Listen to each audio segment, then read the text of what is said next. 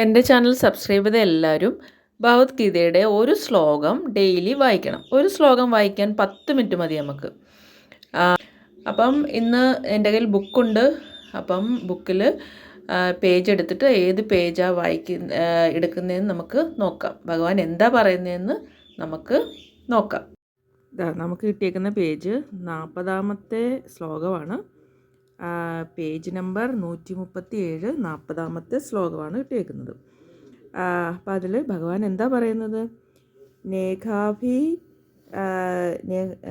ക്രമ നാശോസ്തി പ്രത്യവായോ ന വിദ്യതേ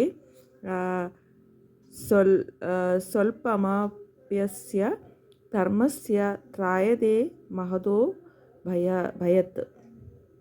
അപ്പോൾ എന്തോ പറയുന്നത്? നമുക്ക് നഷ്ടമോ ലാഭമോ ഈ ഉദ്യമത്തിനില്ല. ഏതുദ്യമം എന്ന് പറഞ്ഞാൽ കൃഷ്ണാവബോധത്തോടെ പ്രവർത്തിക്കുന്നതിൽ നമുക്ക് നഷ്ടമോ ലാഭമോ ഇല്ലെന്നാണ് ഭഗവാൻ പറയുന്നത്.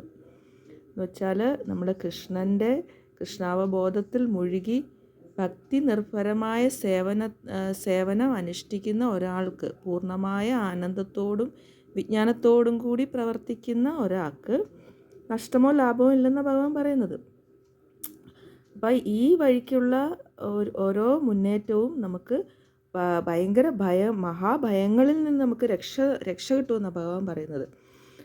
അപ്പം നമുക്ക് ബാക്കിയുള്ള കർമ്മങ്ങളൊക്കെ നമ്മുടെ ഇന്ദ്രിയ സുഖങ്ങൾക്ക് വേണ്ടിയാണ് നമ്മൾ ചെയ്യുന്ന കർമ്മങ്ങൾ.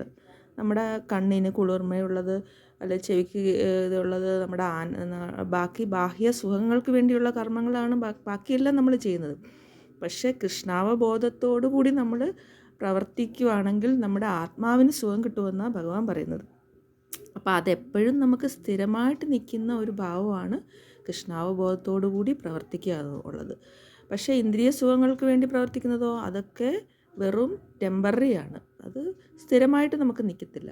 പക്ഷേ നമുക്ക് കൃഷ്ണാവബോധത്തോടു കൂടി പ്രവർത്തിച്ചാൽ നമുക്ക് അത് സ്ഥായിയായിട്ട് നിൽക്കുകയും ചെയ്യും.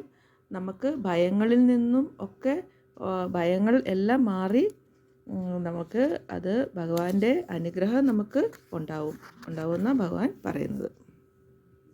അങ്ങനെ കൃഷ്ണാവബോധത്തോടുകൂടി പ്രവർത്തിച്ചാൽ നമുക്ക് അടുത്ത ജന്മത്തിൽ നമ്മൾ നല്ലൊരു ബ്രാഹ്മണ കുടുംബത്തിൽ ജനിക്കുകയോ അല്ലെങ്കിൽ നമ്മളൊരു ധനികൻ്റെ വീട്ടിൽ നമുക്ക് ഭയങ്കര സുഖത്തോടു കൂടി നമ്മൾ അടുത്ത ജന്മം ജനിക്കുകയും ചെയ്യുമെന്നാണ് ഭഗവാൻ പറയുന്നത്.